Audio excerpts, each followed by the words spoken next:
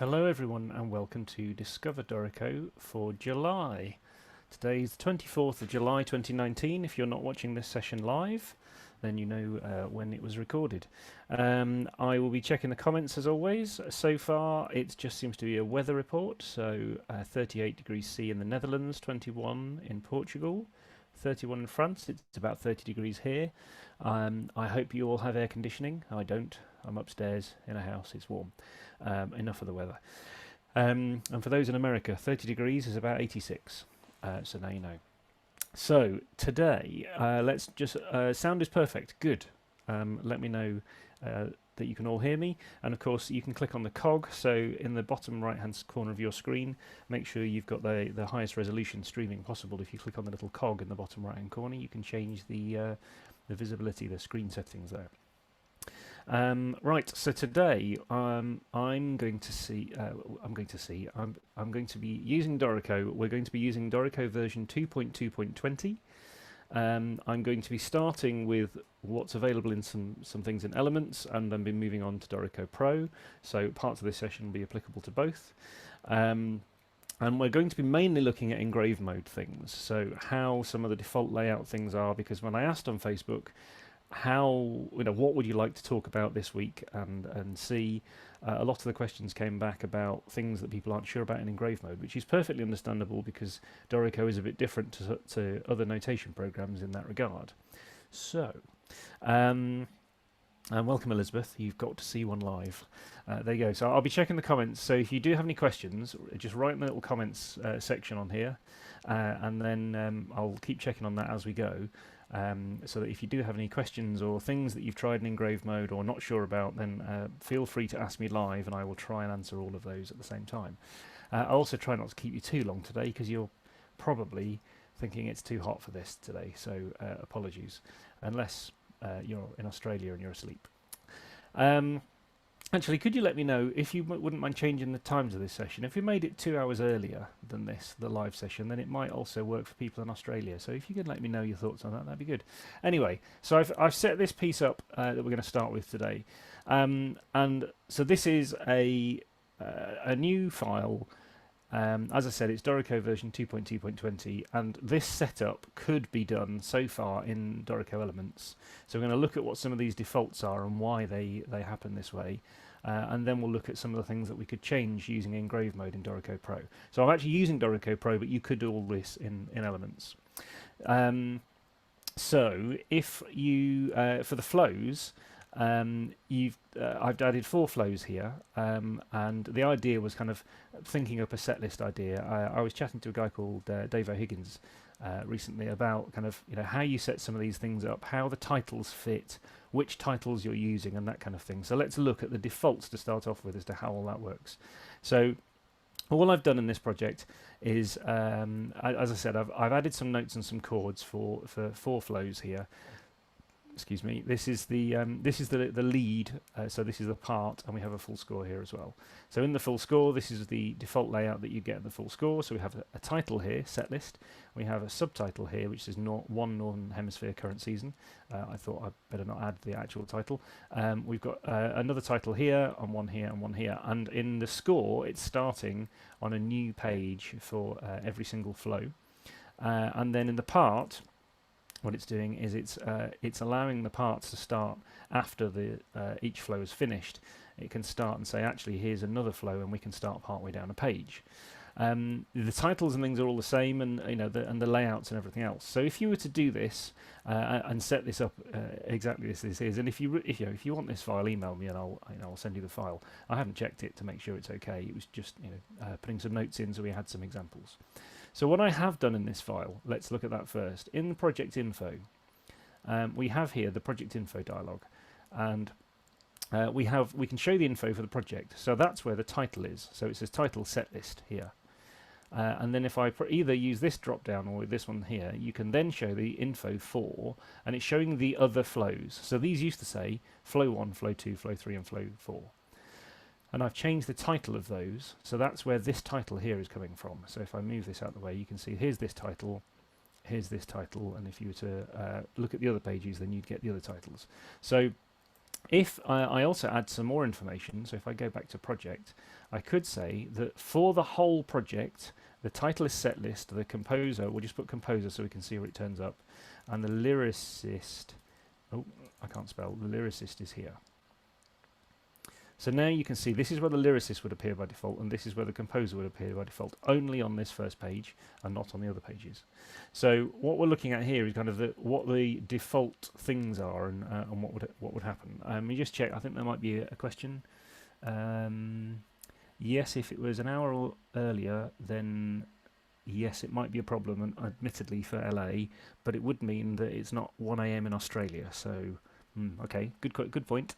When I turn off flow headings, do they work on you? Yes, okay, Elizabeth. Let's hopefully we'll get onto that bit. So this is like I said, this is the default. So let's look at some of these things and how they happen. If you were doing this in Elements, Dorico Elements, as I said, this is what you'd get. And if you tried to click, for example, up here, you would see that it would say it's got these funky little curly brackets at project title. And then if you go for the composer one here, it says project composer. Let me just zoom in a bit and we can have a look at that. So these are what we call tokens. And then when you do the same for this title here, it says FlowNumber, flow title, and there's a dot in the middle. So it's using the FlowNumber dot flow title. Okay. So what it's doing is picking up things automatically from that project info dialog, which was up here. And adding them on the page by default. And there's lots and lots of tokens that you can use. These are just the ones that are set up by default in Dorico. And if you're in Elements at this point, you may end up removing some of those and adding some things in manually because you don't have as many template options to do those things. You can either use the templates we've got set up, or you may turn some of the things off. Some of the things you can do in Elements, if you don't want these titles, for example. So if I go to layout options, I'm using the shortcut for that. So it's Control-Shift-L or Command-Shift-L if you're on a Mac. In the page setup section for flows, this is where you can do things like, say, the show flow headings, which is what this is with the flow information, you can turn that off. So you can say I never want it, or I don't want it for the first flow. So you have options here. If you just move this over and make this dialog smaller so it fits on this screen. So you can do things like this. You can say, I don't need it here, but I do need it here, for example. You can say never, so never show the flow headings if you never want them anywhere. Oh, sorry, that was the wrong one. There's me clicking on one option whilst looking somewhere else. Well done, me. So say never, so the title would disappear. Now, this isn't the title, it's just the information at the top of the page that's telling you what's going on. So you get some choices. These would exist even in Elements, these layout options for where those kind of things appear. But we need to kind of get probably more into, if I explain in Pro how some of these things work, then you'll maybe understand some more of those things as well. So let's just close that for a second. So the main thing I think to kind of start at the beginning of a new project is to say, right, do I want the project information, the project title, or do I want flow titles? And how will these things work? And all of those kind of things. When you start a new project, and you may not be at the beginning of a project that you know exactly what what you need to do with it, but as you use Dorico more, you probably say, right, this is what I'm going to do. So one of the things to consider is, am I using each Dorico project, am I actually using flows or not? So if you start a new Dorico project, let's just have a new basic one, then in this one, what we'll do is we'll just add a piano or something, an instrument. So if you're using this and you're saying, right, I'm going to write some music, but I never want these flow titles, then you can, in layout options, as we've just seen, you can turn them off. You can say never show flow headings ever, and that's fine. And that may be what you want. And if that is what you want every single time, then use this save as default button and save that as your default, so you don't have to keep changing it in Dorico. It may be that actually, and the way Dorico is kind of set up is to use movements in a way. So you've got flow 1 is kind of movement 1 and movement 2, and you may want to do it that way. But it may be that you're doing a book and you don't have the same composer for each piece. So we need to look at some of those options as well. So let's just for a second go back to this jazz set list. So in this one, the idea was, and the useful things are that, for example, in my lead sheet here, I've got my 4 pieces, and if I go to setup mode and I drag some of these around, so I want to change the order of my set list today, then it's renumbering and relabeling things correctly for the right order and laying things out on the page and deciding where everything should go. So that's, quite handy from the default setup of things. Also, actually, while I'm in this file, here's a slight aside for a second. It may be that when you want to play some of these things back, I've just assigned this one to a piano, which you can probably hear. But you can also make the chords and things play back, and we'll just look at that for a second, because there's a little new instrument to show that might be a nice option. Alan, you are asking lots of questions about things that wasn't necessarily on the show today. Separate mini channels with divisy sections.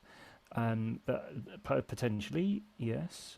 Let's have a look. Glissando playback, yes, potentially, but we're not looking at that one today, unfortunately. And now he's going to sleep. Okay, sleep well. No problem. Elizabeth, when I click those, nothing seems to happen. Okay, so I think I know why that is. But I'll come back to that in a second, Elizabeth. Just for these chords, just for a second, in play mode, one thing I wanted to quickly show you, you may be aware that you can make the chords play back, of course. So if I add this to an empty Halion channel and go and load Halion, there's a new instrument that isn't part of Dorico, but actually I can do it from here. It isn't part of Dorico, but it's something you can go and get if you want, which is called Vibrant. And you can see I've got it installed here. And this is lots of Wurlitzer and whirly stage, clavy type sounds that you can use. So it's an extra instrument you can add, which will look something like this. And you can change some of the settings on here, and you can have a look at some of the effects, and it's all very nice. If you go to the Steinberg website, then you can find out all the information about it. But then you can assign that, for example, just to the chord sounds here. So now if I was to play back part of this piece,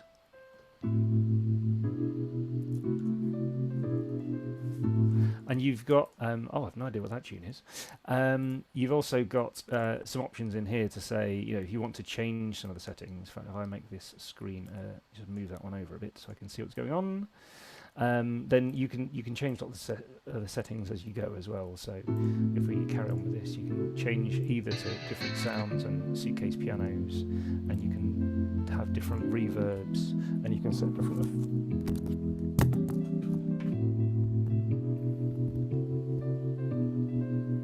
effects. It got so excited I dropped the microphone. So there's lots of different options here, but as I said, I was loading some of the presets. So if you want to try out those kind of electric piano type things with a Rhodes or anything else, go and have a look at Vibrant. Anyway, so the question was, Elizabeth, when I click those, nothing seems to happen. Here is possibly one of the reasons why. So let's start here. The things I've shown in here at the moment are actually currently the things that you would find in version 2. If you had started your project in version 1, then you might find that some of the settings are different. So let me just start there, because I want to, in this section, kind of clear up as many of the questions about how and why and what. So if you'd started your project in version 1, then you might find that here's a file from a very old, in my mind, Dorico session, Discover session. You might find that your title says Flow Title, and that you've got Flow Composer in here, instead of what we had in the other file, which was the project information. So you might find that some of the flows information is also, this is set to never, but I'm still getting a flow title, and you go, well, why is that? And it's because in version 1, in the master page, and we will looking at a lot of these later, it was the flow title that was in the master page, not the project title. If you've got a version 2 document, then this would say project title and project composer, but in a version 1 document, which even if you're using it in version 2, it will still say flow composer and flow title. So that could be the, I see you've just written, version 1 could be the issue. That could be it. Now, depending on what you've done. If you haven't done any editing, it might be that you want to start with a version 2 file and you then go File, Import, and import the flow from, so import the previous project into version 2 and start with a version 2 template. Or it might be that you want to edit this master page to get some of the information from there. It depends how much editing and everything else you've already done on what you want to do at that point, but that might be why you get some differences. It looks similar, but not exactly the same. So if I close this file, go back to this one, in fact, just for a second, and for ease of my life and my computer here, since it's already hot, I'm also going to just load Halion here and say, actually, this second sample, you can forget that one because we don't need it for most of today. There we go. So what you have in Engrave mode here is there are different boxes and different sections because it is a bit different the way this is set up. And when you look at the master page for version 2, you have project titles and you have project composer. In fact, to be completely fair, if I go back to the full score master page, you've got project title here, project lyricist, and project composer, not the flow title that you had in version 1. The reason for that is that the project now uses that global, as it is, project title, and here you see in Engrave mode you have these dotted lines. So we're now definitely in Dorico Pro territory here, not Elements, and you've got these dotted lines. That's the flow header. So you've got the project information here, here, and here, and this is the flow header information, which is down here. So on the right-hand side, we've got master pages, and then we've got flow headings. And if you select that, you can see we've got this flow information. And if I double-click in there, that's where this FlowNumber.flow title is coming from.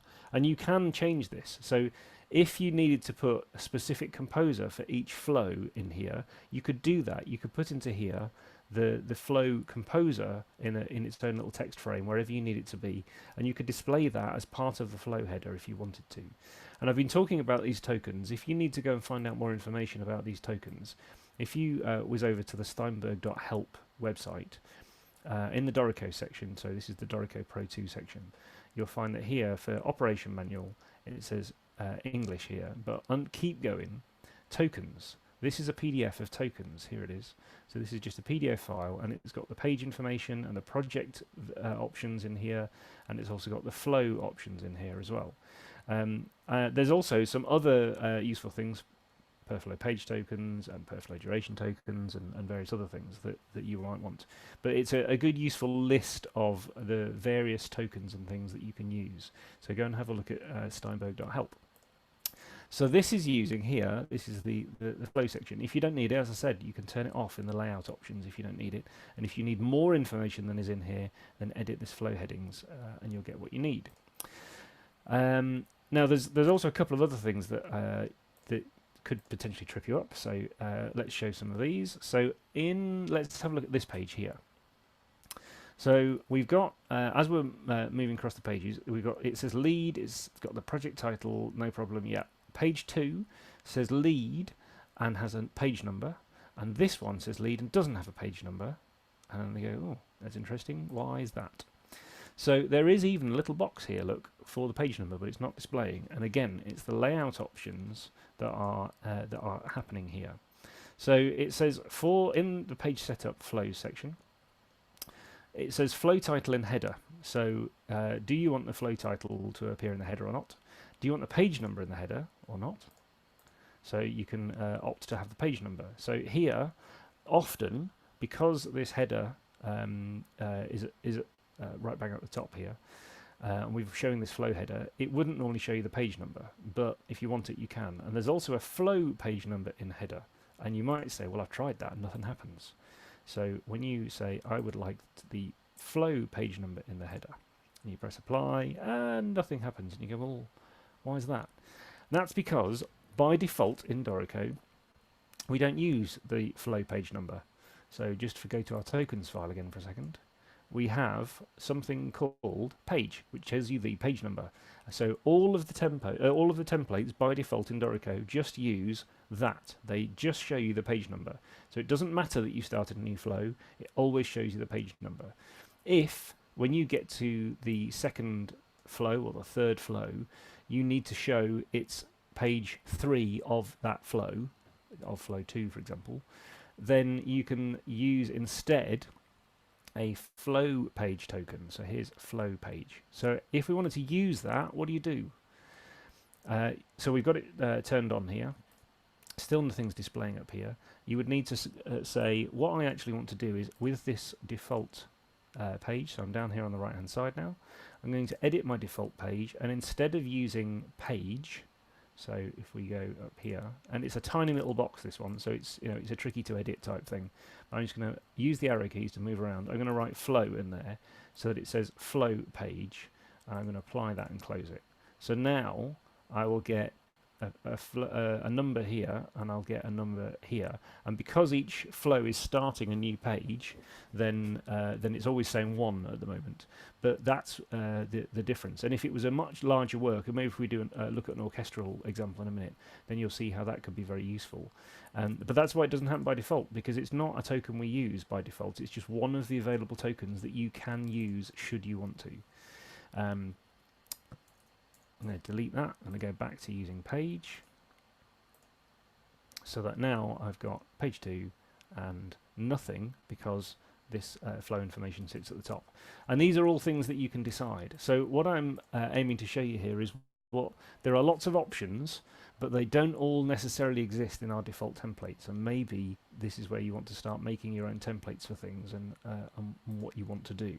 So for example, now we're definitely in Engrave mode and definitely using Pro. There are things that you would want to do in Pro that you can't do in Elements. So the flow header information, you can't go into here and edit this flow header information unless you are using Pro.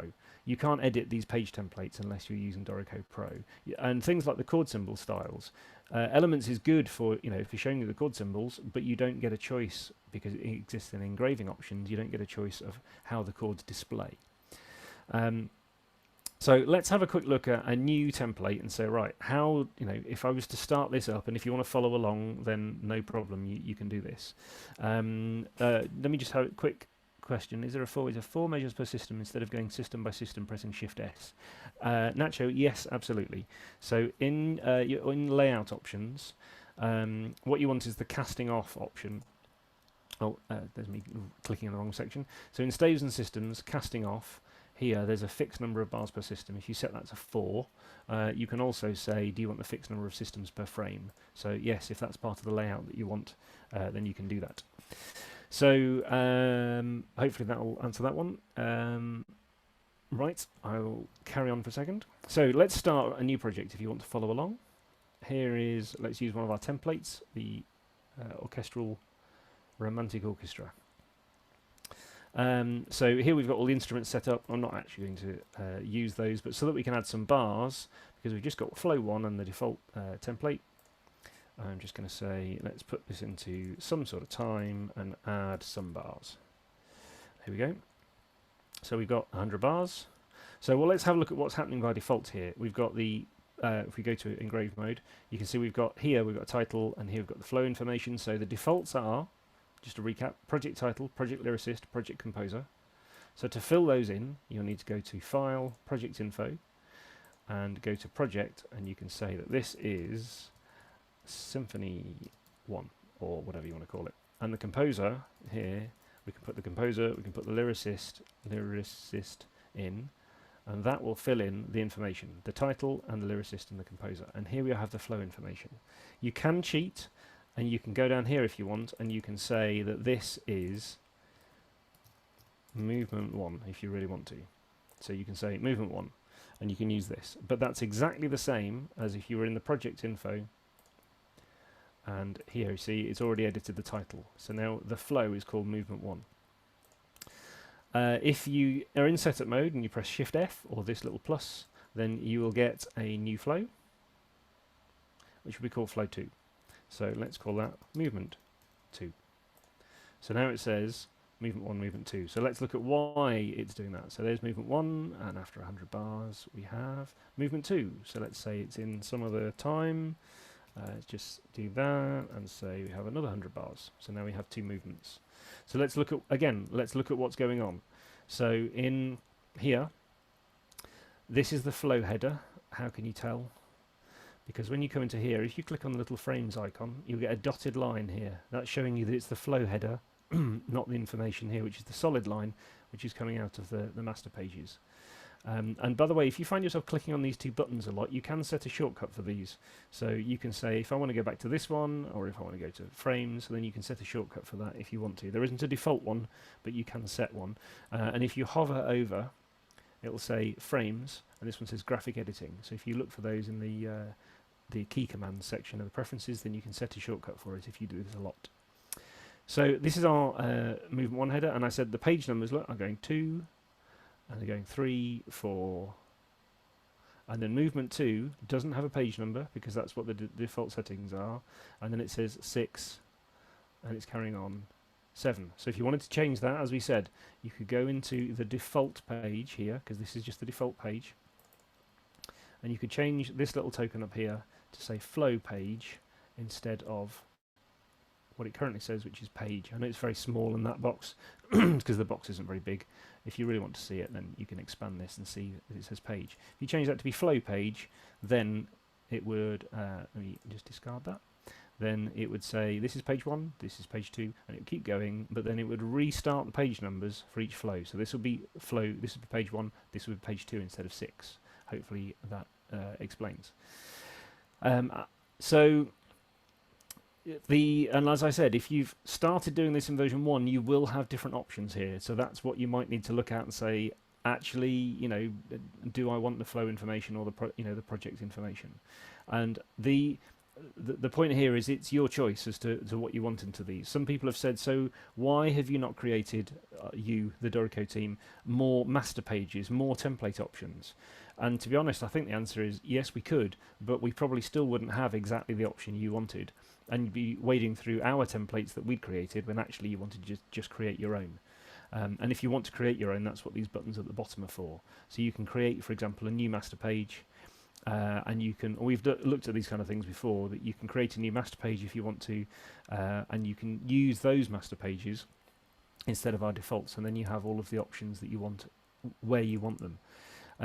You can also, as we said, in the layout options for these flows, you can set the options that you want. So this is where you'll find, for example, that the full score layout will always start a new flow on a new page, but a layout here for a part will normally, but the default is to allow it on the existing page. You can choose these settings, and if you want to override them, you can use the save as default so that you're overriding those options. This is an interesting one as well. Does it use the first master page, which is this down here, just for the first flow, or for any flow starting at the top of a page? So if we change this over, in fact, let me do this for for the full score, if we say any flow starting at top of page and press apply, then you'll see here we've got Symphony 1, Movement 1, and then when we get to Movement 2, it restates everything. Why? Because it's now using this page. So when you flick through these pages here, you can tell when I click on page 4, this is page 4, that it's using this default master page. When I click on page 5, it's using this first master page. So you can kind of, there are, well, multiple ways to skin a cat, but there are lots of options here to say, right, now this is using 4, and this is this page 5 is also using default. You know, what do you want your defaults to be? There are lots of options here, and you probably want to set up your template how you want it to display. And that's, of course, also there may be font options and various other things. So the question is, and I think actually if I just check, when can we create our own master pages? Yes, so you can create your own master pages, but the question then is, so how do you get those to apply to other projects? Right now, today, 24th of July 2019, you can't export these master pages to another project. Ooh, yeah, very sad. But you can say import a flow into this project. So if you've set up a project exactly how you want it, let's say you're a publisher, and you've set up the master pages exactly as you want them, and you might have multiple sets of master pages, then what you'd need to do, let's say there's a composer working for you as a publisher, they send you some music, just use import flows, choose a Dorico file, and then import that music into, I'm not going to do it, but import it into your existing project. You can remove any flows that you don't need, so you may only end up with that one flow that you've imported, but it will then follow the master pages that you've created in this project. So hopefully that makes sense. There's also a question on there, can the flow number be removed? Yes, of course. So up here, actually I've got 2. So what we're looking to remove here is the number 2, but you'll also want to remove the dot. And what you can do is when you go to flow headings here, and double click on this, it's using 2 tokens, flow number, dot, flow title. If you don't want the flow number, then in here you can edit it, just double click, and you can remove that bit. Say I don't need it, I've got a blank space as well. So it's gone. So if I apply that and press close, then it's not there, it just says movement 1. So that's where you've got control over what sits in that flow heading. Maybe in the flow heading you need a composer, so you can add in, we mentioned this before, you can add in into here a new little token, and we'll call this flow composer. What you'll also want to do, actually, while I'm editing one of these, I'm just going to move this over because this sometimes gets a bit in the way. You can set some of these options. So you could say, let's set it to the composer size, which is also set the justification to right, which is handy, but that option exists here. There are also options for a lot of these dialogues, especially these text boxes, in the properties section at the bottom. So, for example, if you wanted to show a border, then you can just tick the border section. So select the frame here and tick the border option, and there's a border thickness as well. But possibly more useful, especially in this case, is the vertical alignment. So if you've drawn a box that's actually a bit too big, it still may be that you want the vertical alignment to be top, so that it will sit at the top of that frame. And most of our frames by default will default to the vertical center, but that might not be what you want, so you can change those. And that's the same for a lot of these. So this one's centered as well, you'll notice, and the same in the master pages. So anyway, so I'm gonna put that back up, and we'll press apply and close. So now we've got movement 1, and you see there's an extra section here because this is part of the flow header information. So now if you need to, you can say that movement 1 has a composer of Mr. Smith, and movement 2 has a composer of Mr. Jones. And so here you've got flow 1 composer, and you've got flow 2 composer. So you, like I said, you can set whichever options up you need for these, and you can add in sections, you can take things away. The templates, it's just our, if you like, our basic template with a few options, but there's an awful lot of tokens and information that you could put into these wherever you need them to be.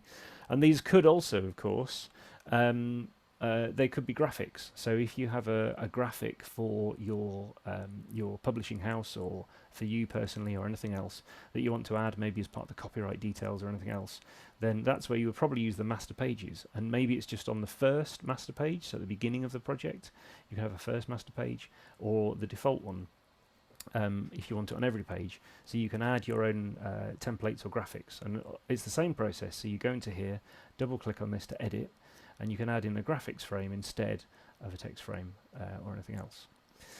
So let me just check the comments again for a second.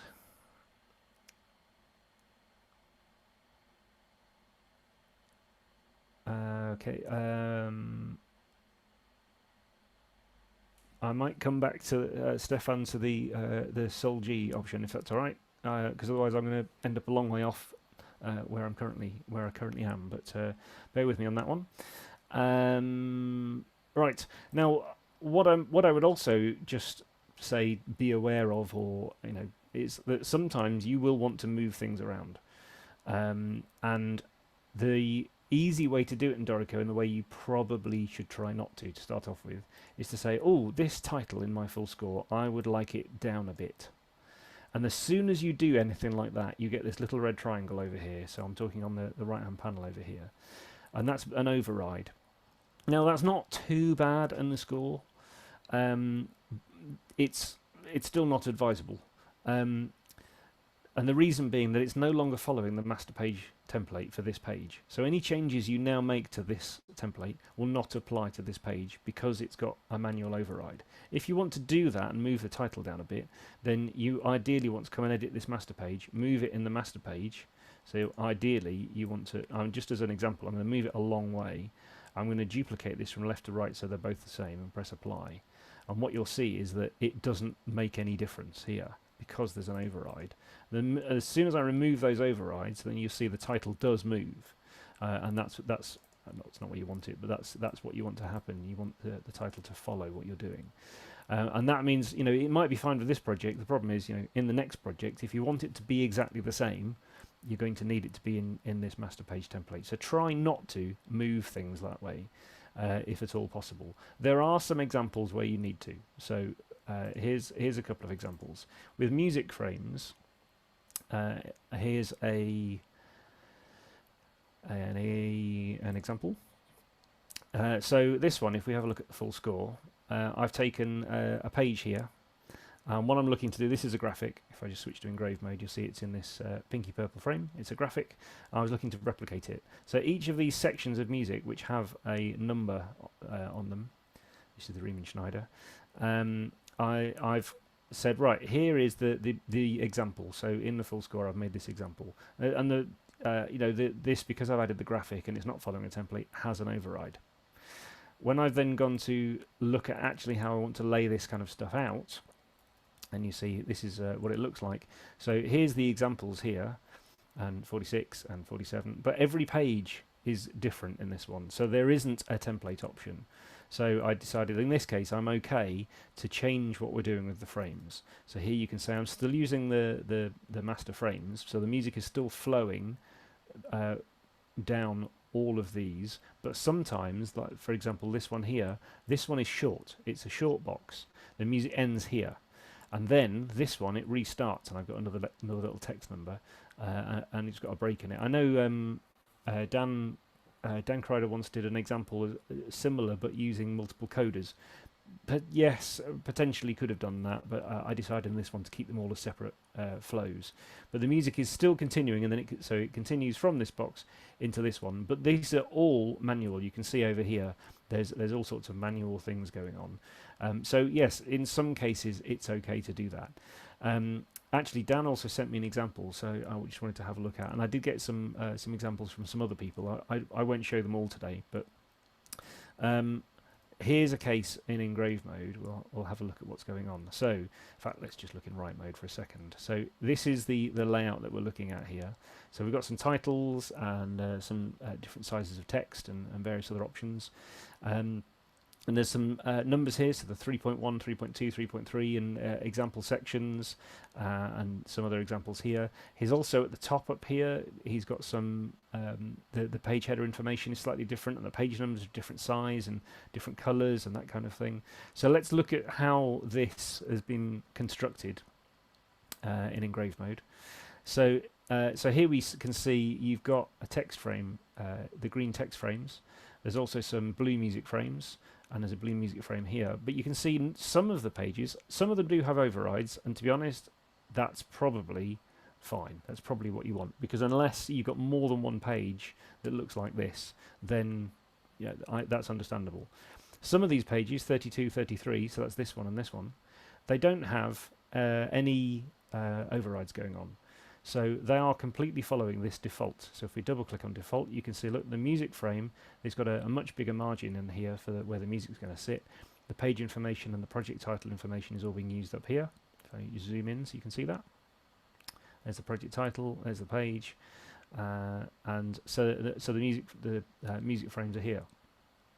So the only challenge is, and I'm sure this is perfectly fine in this case, would be the challenge would be if you said, right, I want to make this margin bigger on all of the pages. You could do it, but all of the ones that have a red triangle, it wouldn't be possible. So if we did that, if we said on the default one here, we make this one bigger and this one bigger as well, so these margins are much bigger, then what you'll find is that will happen on some pages, but it won't happen on all of the pages. So this one here hasn't moved, and that's because it's an override, so it's no longer following a template. Now in this case, like I said, that's fine. You will sometimes need to. It's just to be aware. Sometimes you'll make a change to a master page and you say, why hasn't this page changed? It's because there's an override somewhere. The other thing I just wanted to mention briefly, because I said I wasn't going to keep you long today, if you've got any questions about this Engrave mode stuff, ask me now just before we finish. The other thing I just wanted to highlight was that you may have noticed we do a Tips Tuesday. So on Facebook and other social media, Twitter, there's a Tips Tuesday little video that comes out, and then for some people they kind of disappear, and if you miss them, if you go to our blog, so blog.dorico.com, there is information and things on here and stories and showcase, but there's a tutorial section, and the tutorial section, if you press view all, will show you all of these little Tips Tuesdays. So this was the one from this week, create custom beat groups. These are the ones Anthony does. And so if you want to, you can go back and have a look at a lot of these. So for example, this one with the select button, I thought this was an interesting one. This was earlier in the month. All this one was saying was when you're writing music, and I know this from when I'm training people, sometimes when you're doing this and you get this little ghost caret line, some people find that on their trackpad they accidentally brush the trackpad and you enter a note when you didn't mean to. If you press this little arrow here, it means that won't happen. So the arrow is now only selecting. So you can still enter notes with the keyboard, but when you accidentally brush it, it means you just select something instead of entering a note or anything else. And for some people, that's quite useful. So I thought it was an interesting point that he'd made with the videos. So go to the blog.dorico.com, and if you want a recap of any of those Tips Tuesday videos, especially if you don't use Twitter or other social media, then you can go through here and you'll notice there are 14 pages of Tips Tuesday videos that you can go back through and learn all sorts of handy little hints and tips and things. So I'm going to leave it there for today. So as I said, the idea of today was to kind of look at what the defaults are for lots of the Engrave mode options and frames and settings and how things appear, why doesn't this appear when I want it, and that kind of thing, and to kind of try and start to, I don't know, demystify, explain the Engrave mode options and how they work, and these master pages. Don't be afraid of them. It's fine. If you always want to go back to these defaults, then instead of changing these defaults, press the plus button and make a new one, and then you can play with the new page. So you can say, here's a new custom page. So I'm going to make a little test one. Here's you'll see down here now we have a test one, and if you can now play with this and say, oh yeah, what happens if I stick a music frame or a text frame somewhere? There's a text frame. Here's a music frame. Can they overlap? Oh, they can. And have a look at some of these options. You can duplicate left to right. You can press apply. You can make your own little test page. Then to apply it to the music, up here, just right-click and say insert a master page change, and you can either say here's my test page, so you use the test page, either the current page or from this page onwards. You choose, and you can apply that and then see how it would look. And so you can play around with things, knowing that if you need to, you can go back to this first one, or like I said, open a blank new project and then go File Import and import your music, import the flows into it, and then you can reapply all the standard template stuff. Right, I am going to stop talking in a second. Let me just quickly check on the questions. There's a question about film score layout, trouble joining two instruments on the same staff, flute 1 and 2. Now, Santiago, thank you for the question. I'm not going to answer that one today because that is something we're looking to work on in the future. There is a way of doing it, and actually I think it's even come up recently on Facebook about how you could do that. But at the moment it would be a bit more of a manual process. You would probably create in setup mode a flute 1 and 2 instrument, and you would probably use voices and copying and pasting to take a copy of the flute 1 and 2 instruments and put them in. But it's something we're looking at the moment. So if you really want to know, I can give you more details. I won't do it in this session. Email me on discoverdorico@Steinberg.de.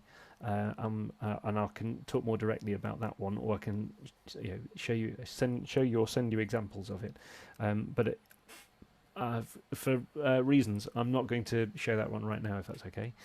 And the same with Stefan. Your question about Sol G, um, I think that again, do you want to just drop me an email and I'll answer it directly instead of keeping people online on this session because I know I've overrun. For anybody, if you've got any other questions, email me on discoverdorico@steinberg.de. And I'll then look at those. And if you've got other ideas for things that you want to cover in these sessions, then please get in touch. Same email address, discoverdorico, all one word, @steinberg.de, or ask on Facebook for if you've got questions you'd like to come up in these sessions. I know some people did ask about MIDI input and live MIDI input. There are some videos on that already, but if there's something you feel we haven't covered, then please do let me know. Similarly, maybe we should do something on things like setting up just intonation or different tunings, or there are all sorts of things. So just drop me an email with any suggestions or ideas you've got for what you'd like to know in these questions. Stefan, you've already sent me one. Thank you very much. Right, and this session will be now available online, as all the other ones are. So we've done one of these sessions once a month, every month since January 2017. So you can go back through the playlists on our YouTube channel and watch these sessions. And after this session finishes, I'll put time markers so that you'll be able to jump to specific bits that we've looked at. So if you think, oh, when he talked about that thing, you'll be able to click on a time marker and come back to that particular part of the session. So I think I will stay online and answer some questions just for a bit, but I'll finish the video session now. So thank you for watching. As I said, any questions, discoverdorico@steinberg.de, and until next time, thank you.